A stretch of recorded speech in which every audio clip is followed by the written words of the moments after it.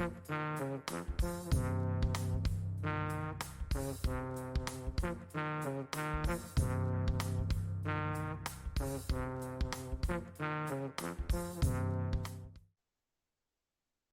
dedication to my mother, Nomakakasi.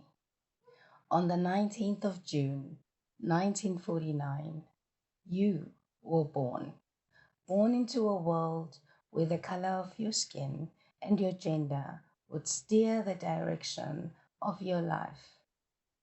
Born into a country of your forefathers who were victims of greed created by the dissatisfaction with what their God had given them that they destroyed in their lifetime.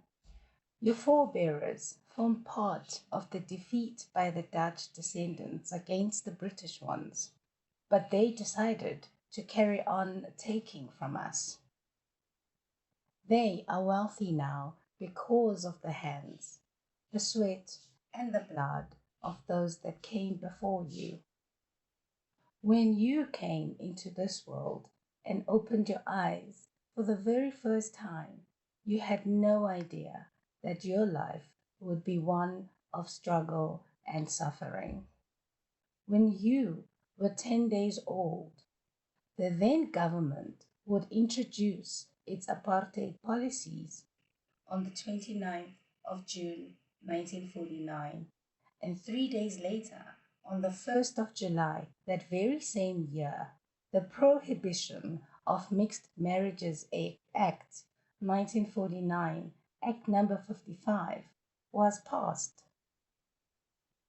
The National Party was determined to carry on the looting of your forefathers' land and resources and leave us with absolutely nothing but pain and suffering. They were here to only ensure that their descendants benefited from the resources that this land is rich in, and you would be segregated, provided inferior education, live in unbearable conditions, and your life worth would be determined by the tone of your skin. In your motherland, Namakakasi, born of the waves, you would not lay down and take the beatings and would fight with the other brave black men and women for the freedom of your children and your grandchildren. Mama, I dedicate to you these humble words.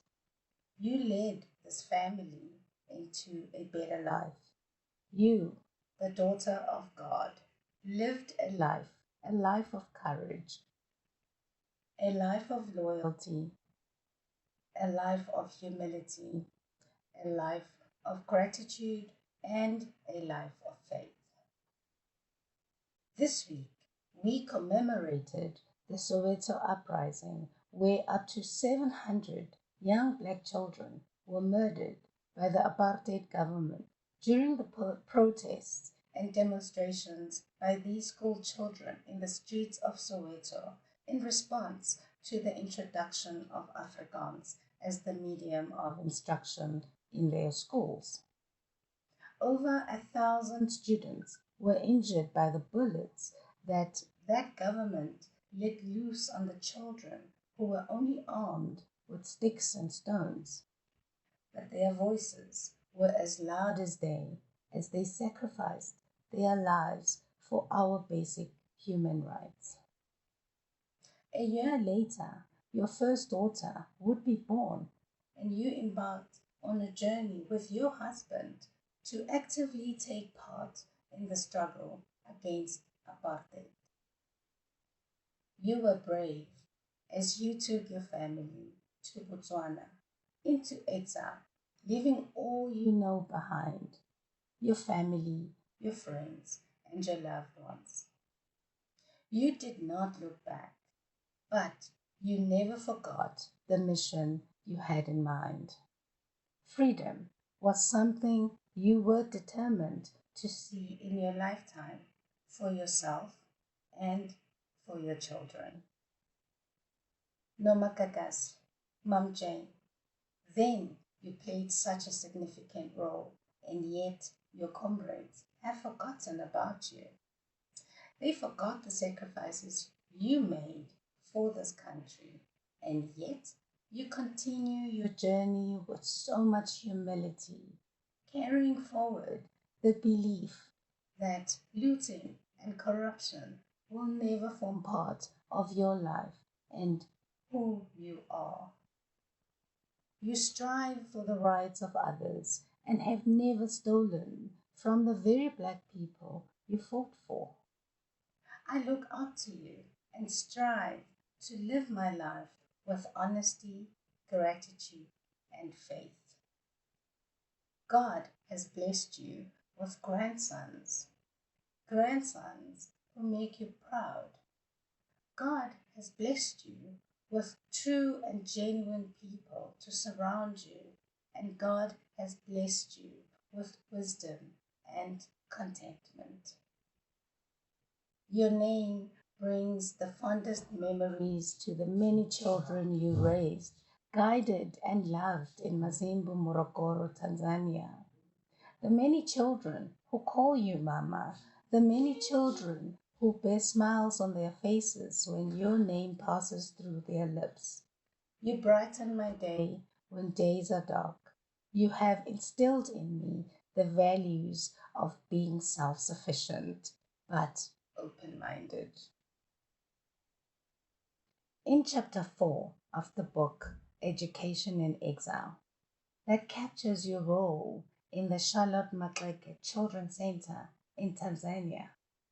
It is recorded that in the early days of SOMAFCO, the Solomon Mahlangu Freedom College was conceived to cater for children who required further education, as their own education was disrupted in their country of birth by political activism and exile.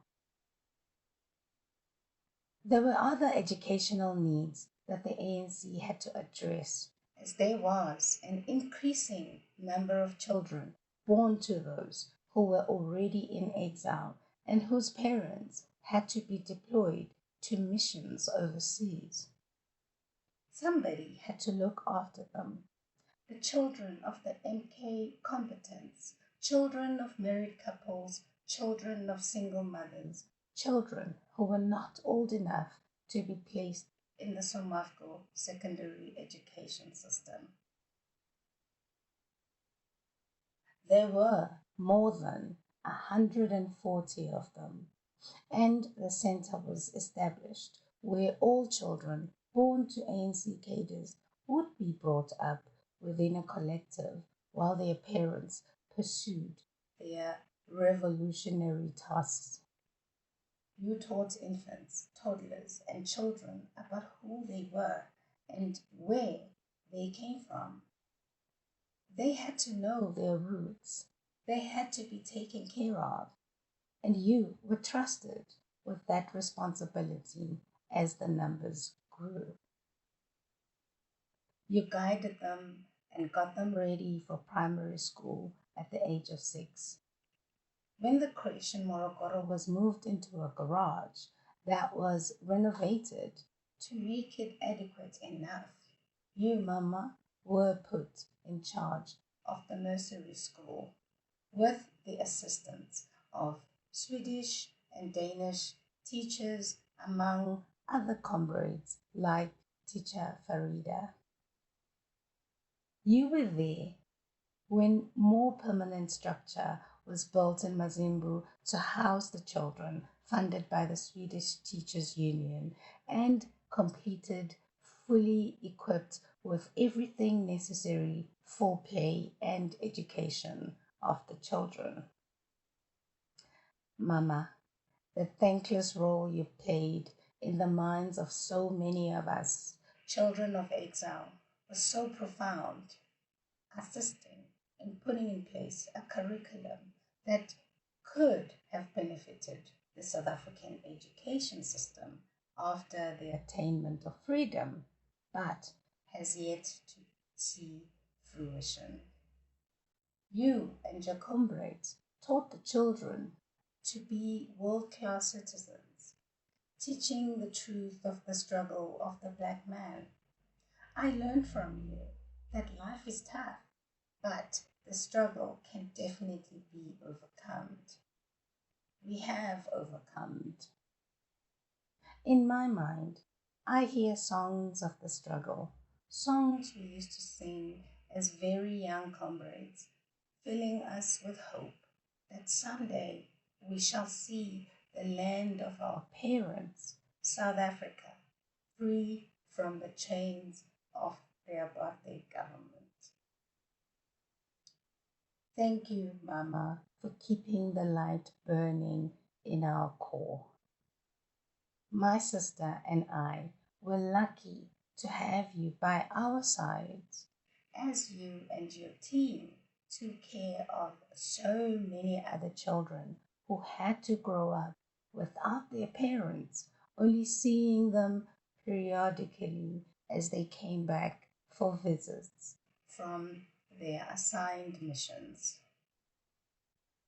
You received letters addressed to these children from their parents, sending love and hope to their little ones, and blessed with providing the good news they desperately needed from their mothers and fathers.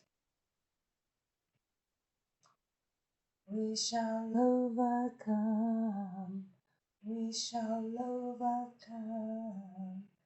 We shall overcome someday. Oh, peace in our land. I do believe we shall overcome someday. We did overcome. You were sent on your final mission to assist with putting in place preparations of the repatriation of the South Africans who were exiled.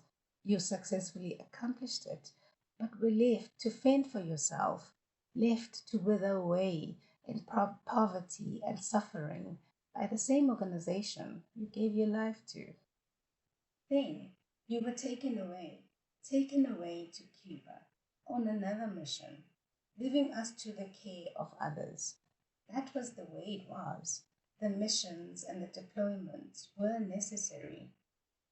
You sent letters and sweets to us on our birthdays and never forgotten about us and trusted that we were in good hands, trusted that we were taken care of by your comrades as well as you took care of the other children.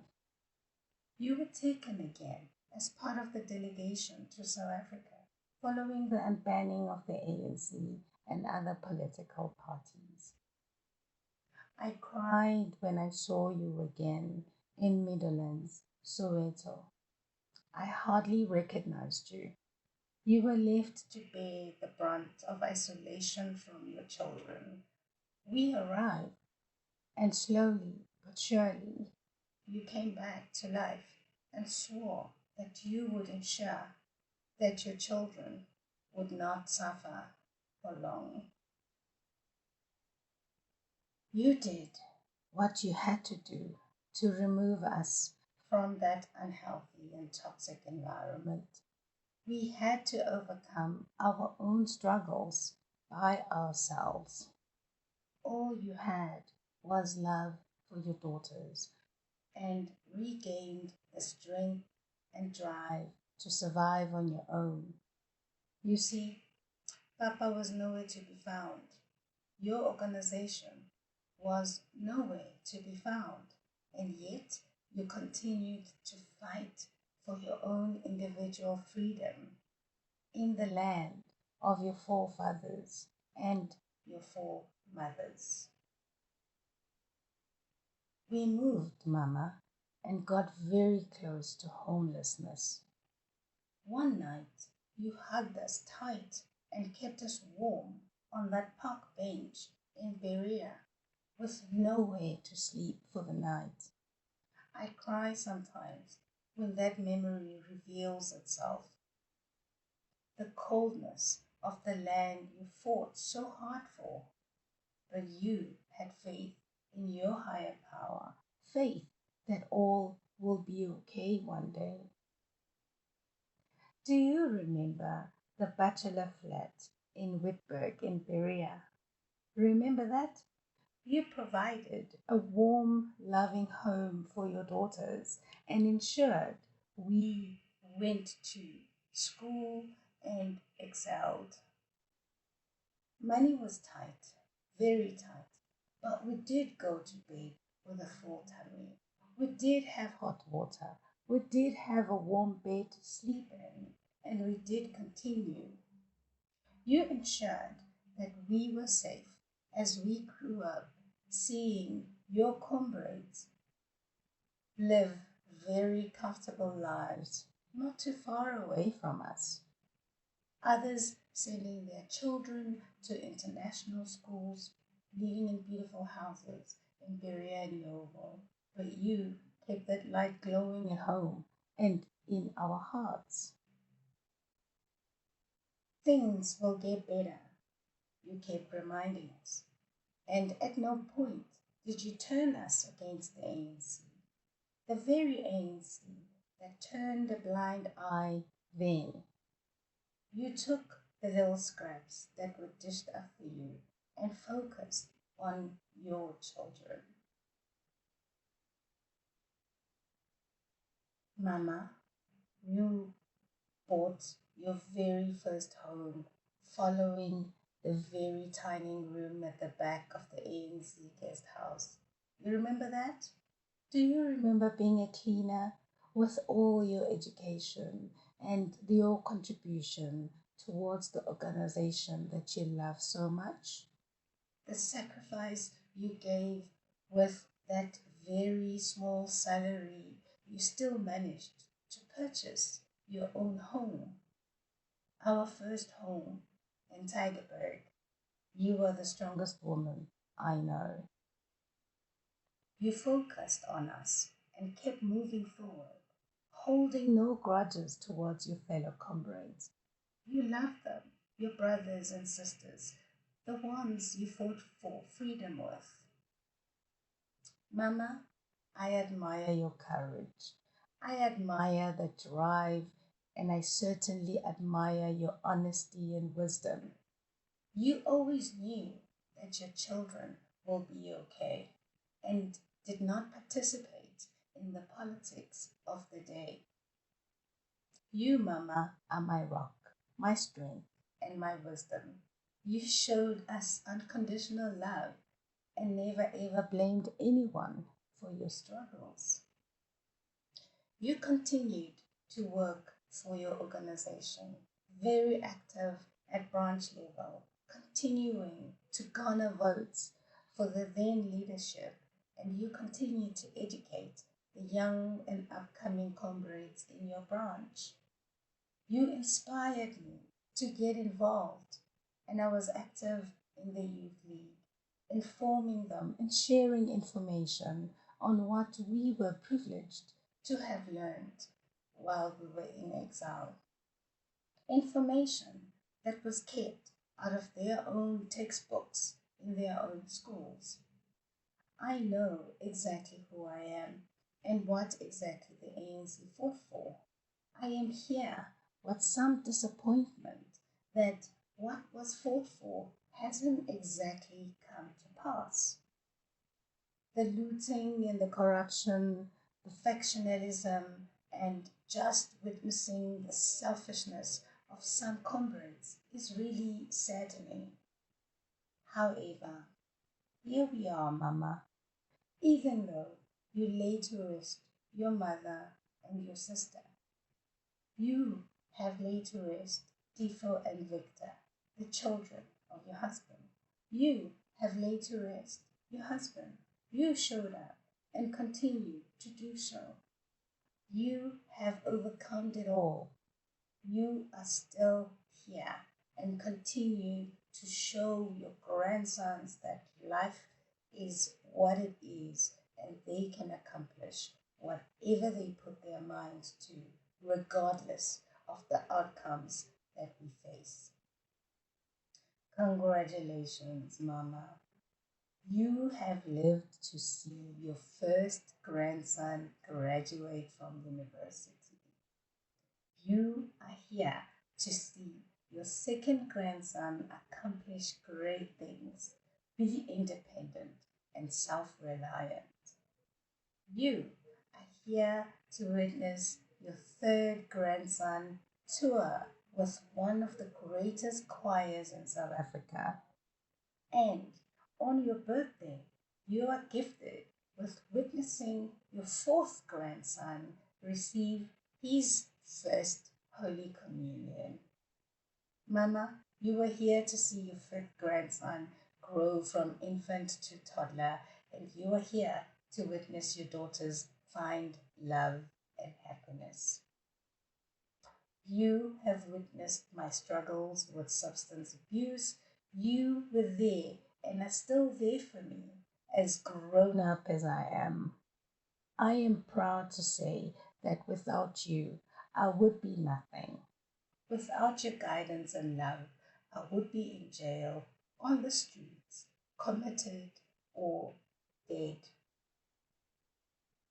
You took me, my partner, my children, and my dogs in when the world came crumbling down on us.